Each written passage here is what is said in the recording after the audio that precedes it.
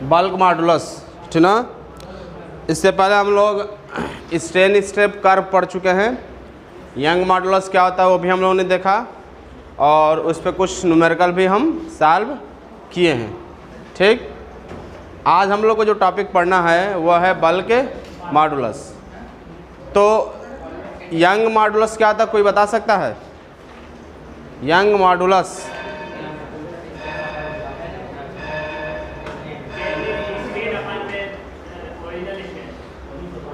Same कुछ ऐसा भी यहाँ पर ही है कि ratio between the normal stress, जिसको हम फोर्स बोलते हैं, प्रेशर कह सकते हैं, normal stress to the volumetric strain.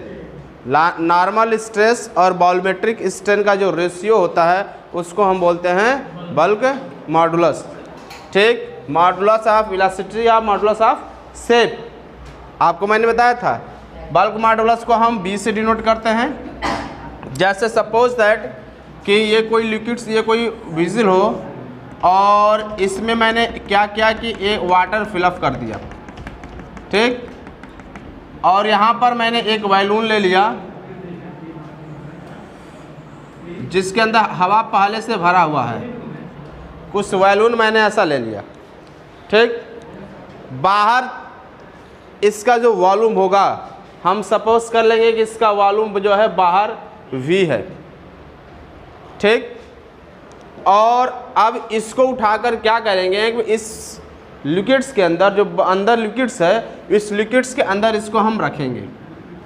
तो आप रखेंगे तो ये देखेंगे कि जो इसका वॉल्यूम होगा उसके वॉल्यूम में क्या होगा, कुछ डिक्रीज करने दिखने को मिलेगा, क्योंकि लिक्विड्स जो है इसके सरफेस पे ऑल अराउंड इक्वल फोर्स लगाएगा ना। इसके सारे सरफेस पे फोर्स लगाएगा और इस फोर्स लगने से पहले जो उसका वॉल्यूम यहाँ से लेके यहाँ तक था, ओरिजिनल वॉल्यूम की अगर हम बात करते हैं, सपोज दैट एयर में इसका वॉल्यूम अगर ये रहा हो, तो लिक्विड्स के अंदर जाने के बाद इसके वॉल्यूम में क्या होगा, डिक्रीजमेंट देखने को मिलेगा, क्योंकि इसके सरफेस पे क्या लग रहा है, फोर्स लग रहा है। फोर्स लगने से जो इसके अंदर गैस है, गैस के मॉलिक्यूल्स क्या होंगे, थोड़ा पास आ जाएंगे और पास आगे कंप्रेस करेंगे, जिसके चलते उसके वॉल्यूम में क्या होगा, डिक्रीज हो जाएगा। या इसको हम ऐसे भी सपोज कर सकते हैं कि यदि ये कोई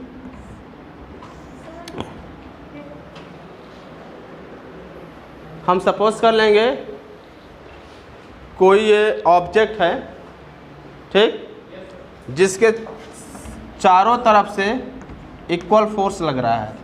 या तो हम विजिल वाला एग्जांपल ले सकते हैं, इसमें भी हमने देखा तो यहाँ पे क्या है, इसके वॉल्यूम में क्या होगा, डिक्रीजमेंट हो रहा है, ठीक ना। अब हम सपोज कर लेंगे कि यहाँ पे इसका वॉल्यूम जो था पहले एयर में, जो उसका अगर लिक्विड में हम नहीं डाले थे, जो वॉल्यूम था उसके अंदर डाला, तो लिक्विड के अंदर जब इसको हम रखे तो इसके वॉल्यूम में डिक्रीजमेंट हो गया, कम हो गया। कितना कम हुआ, तो हम सपोज कर लेंगे इसका वॉल्यूम क्या है, डेल्टा भी कम हो गया। डेल्टा मतलब बहुत स्मॉल चेंजिंग हुआ है वॉल्यूम में।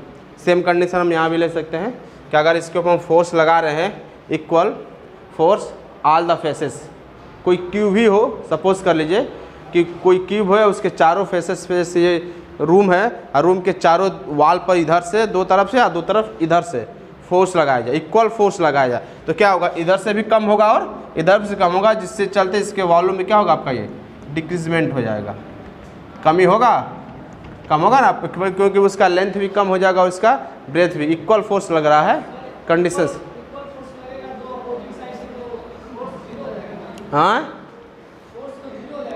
फोर्स भले इसके ऊपर इफेक्ट ना हो, बट उसके शेप में चेंजिंग होगा। उसका जो शेप फोर्स है, ऐसे वो क्या होगा, जैसे बैलून को आप प्रेस करते हो दोनों तरफ से, इक्वल फोर्स लगा तो क्या उसका शेप नहीं बदलता है, बदलता ना शेप, तो इसलिए इसके शेप में क्या हो जाएगा, आपका चेंजिंग हो जाएगा। हम यहाँ शेप की बात कर रहे हैं। अगर कोई बैलून लेते हो या कोई गेंद ही ले लीजिए, या दोनों को इसको पकड़ कर इक्वल फोर्स लगाइए, तो शेप में नहीं चेंजिंग होगा, क्यों होगा ना, शेप में वही चेंजिंग हम यहाँ पर देख रहे हैं कि उसके शेप में कितना चेंजिंग होगा। तो चूंकि क्यूब है तो शेप जैसे बदलेगा उसके वॉल्यूम में चेंजिंग आ जाएगा, क्योंकि चारों तरफ से चेंज हो रहा है ना, इधर से भी चेंज हो रहा है और इधर से भी चेंज हो रहा है, तो उसके वॉल्यूम में चेंजिंग आ जाएगा। तो हम सपोज कर लेंगे कि इसका जो वॉल्यूम है कितना हो जाएगा, डेल्टा V हो जाएगा। अब वही जो ओरिजिनल वॉल्यूम था, यानी इसकी बात करते हैं V, और चेंज होके V माइनस डेल्टा V, इतना कम हो गया। ये अंदर वाला का जो वॉल्यूम होगा कितना कम हो रहा है, v कम हो रहा है ना, डेल्टा v, तो अंदर वाला का जो वॉल्यूम होगा v माइनस डेल्टा v होगा। अब बाहर वाले का तो v होगा, मतलब डेल्टा v की उसमें क्या हो गया, कमी आ गया उसके वॉल्यूम में। तो जो कमी हुआ है वो, ठीक, और ओरिजिनल वॉल्यूम को हम बोलते हैं वॉल्यूमेट्रिक स्ट्रेन, उसका रेशियो निकालते हैं। आपको मैंने बताया था वॉल्यूमेट्रिक स्ट्रेन क्या होता है, वॉल्यूमेट्रिक स्ट्रेन की अगर हम बात करते हैं तो चेंज इन वॉल्यूम, वॉल्यूम कितना चेंज हुआ है, डेल्टा भी और ओरिजिनल वॉल्यूम, यही तो होता था, है ना सर। और नॉर्मल स्ट्रेस की बात करते हैं अगर हम, या स्ट्रेस कह सकते हैं, स्ट्रेस की अगर बात करते हैं तो क्या बनेगा, एफ बाई में ए बनेगा, ये होगा। इन दोनों का अगर हम रेशियो निकालते हैं, bulk modulus B equal to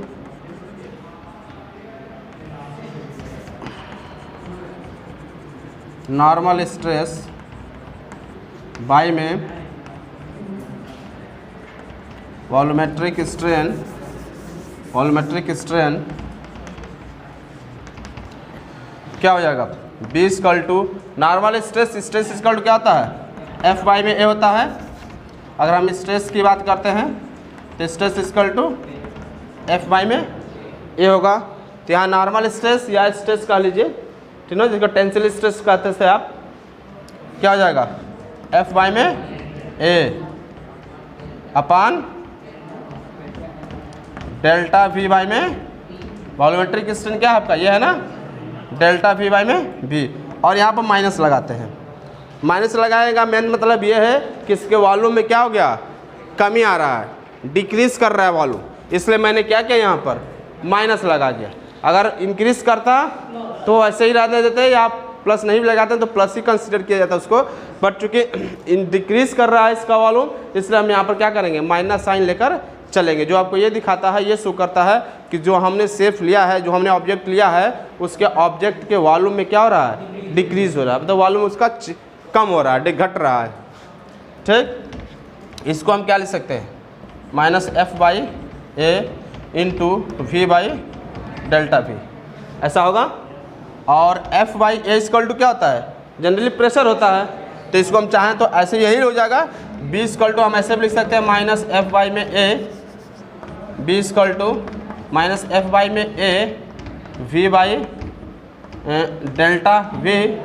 और इसको अगर हम चेंज करना चाहें तो बी की वैल्यू आपका बन जाएगा B equal to minus P, क्योंकि एफ बाई क्या होता है, प्रेशर होता है ना भाई, फोर्स बाई एरिया, तो पी हो जाएगा ये वी बाई में डेल्टा वी, टी हो जाएगा volumetric strain, B equal to minus P V by में डेल्टा वी, ऐसा होगा।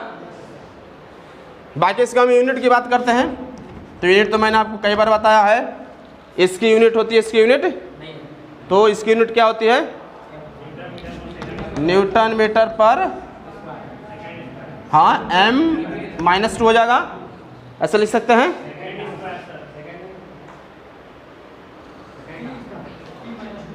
डायमेंशन बताइए इसका, डायमेंशन कितना होगा, और इसका हम डायमेंशन लिखना चाहे तो m l t -2, यही डायमेंशन, यही तो सब में आप देखते आ रहे हैं। बल्क मॉडुलस में भी शायद आपने यही देखा था, स्ट्रेस भी आप निकाला था तो यही देखे थे, ठीक ना। ये यंग मॉडुलस में भी आप यही देखे थे, यही आ रहा, क्योंकि इसकी तो कोई यूनिट नहीं होती है ना, तो क्या होगा, सबकी यूनिट यही पर यही होता है, इसलिए सबका यूनिट उसी में रिपीट होता जा रहा है। बात समझ में आया, कोई डाउट, आगे बढ़े। एक और इसमें चीज़ आता है कंप्रेसिबिलिटी, ठीक ना। मैंने शायद आपको बल्क मॉडुलस लिखवाया था तो वहाँ पर बताया था, सिंबल ऐसे ही थोड़ा कप्पा ऐसे करके डिनोट किया था, बहुत से बुक में इसको ऐसे भी नोट किया है, और बहुत सी बुक आप देखेंगे तो बल्क मॉडुलस को डायरेक्टली बी से ले लिया है, बी, ठीक ना। तो यहाँ मैंने बी यूज़ कर लिया, तो आप यहाँ जानते हैं कि बल्क मॉडुलस को हम क्या करते हैं, बी से, किसी बुक में अगर इससे डिनोट भी करें तो आप कन्फ्यूज मत करिएगा, ठीक। अब यहाँ पर हम पढ़ेंगे कंप्रेसिबिलिटी, तो इसको नोट करिए। तो एक लाइन का है कंप्रेसिबिलिटी,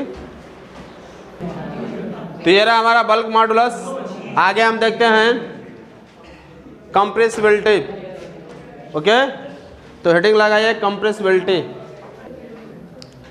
कंप्रेसिबिलिटी जो होता है reciprocal of the bulk modulus, bulk modulus का जो रेसिप्रोकल होता है उसके कंप्रेसिबिलिटी से डिनोट करते हैं, और यहाँ पर उसको हम डिनोट कर लेते हैं कप्पा से, के जैसा बनता है, A1/V बल्क मॉडुलस का रेसिप्रोकल होता है।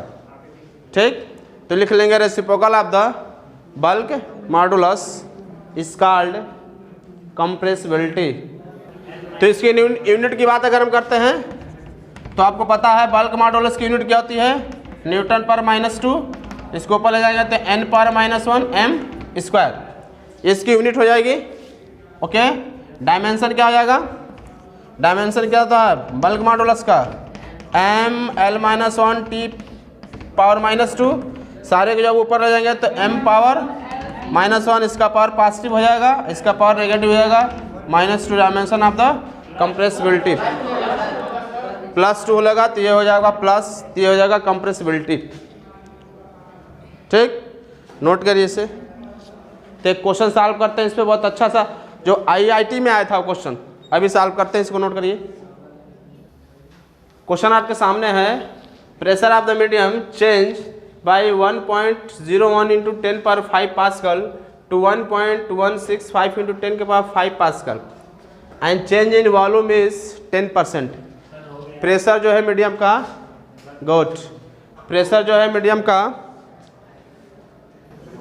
तो 10% प्रेशर इसका इंक्रीज कर रहा है, दिस चेंज हो रहा है, this to this, and volume आपका 10% इंक्रीज हो रहा है।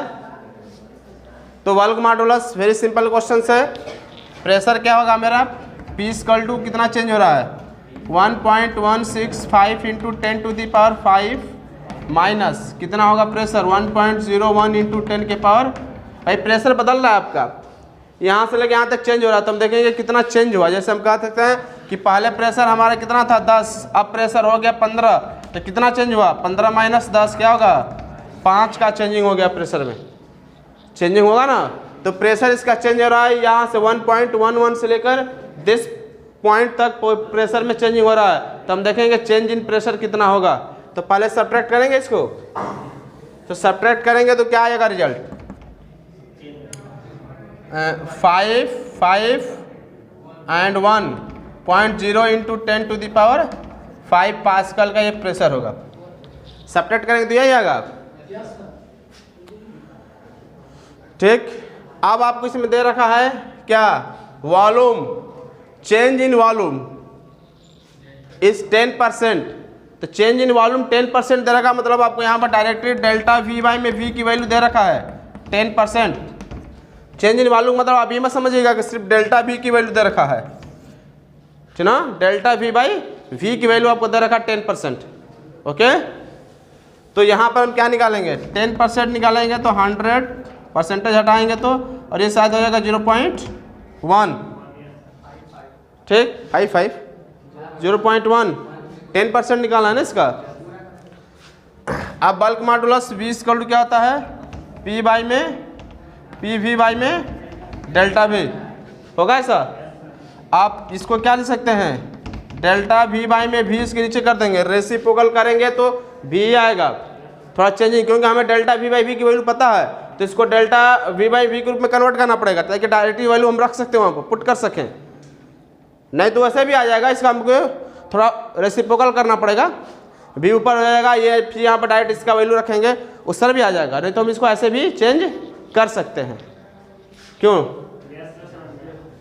P की वैल्यू कितनी हो जाएगी, 0.155 × 10⁵ और डिवाइडेड बाई 0.1, ये कैंसिल आउट हो जाएगा, ये पॉइंट यहाँ चला आएगा, तो 1.55 × 10⁵, ये हो जाएगा क्या, Nm/-2। ओके, कोई डाउट है ना सर। अगर हम इसको रिवर्स करते हैं तो क्या मिलेगा, V ऊपर ही आ जाएगा। इसको मैं ऐसे लिख सकते हैं, नहीं तो डायरेक्टली हम ऐसे लिखेंगे। पहले क्या करेंगे, यहाँ से पहले हम, आपको ये दे रखा है यहाँ पर डेल्टा V/V की वैल्यू आपने कैलकुलेट किया क्या, 0.1, इसका रेसिप्रोकल करेंगे 1 लेकर, तो V/, में डेल्टा V = क्या होगा, 1.0.1 होगा, 1/0.1। आप जब इस वहाँ से पॉइंट हटाएंगे तो ऊपर क्या हो जाएगा, 10/1 होगा, इसको 10 लिख सकते हैं। आप डायरेक्टली चाहे तो हम यहाँ पर इस फार्मूले में रख सकते हैं, B = P × V/, में डेल्टा V, इसको ऐसा तो लिख ही सकते हैं ना भाई, P × में हो जाएगा, इसके डिनोमिनेटर में आपका ये है। आप P की वैल्यू रख देंगे क्या, यहाँ से हमने P की वैल्यू यहाँ पर ये रख दिया, और फिर इसकी वैल्यू 10 आया है तो 10 का मल्टीप्लाई करेंगे तो रिजल्ट क्या आएगा आपका, सेम ही आएगा। दोनों तरह से हम कर सकते हैं।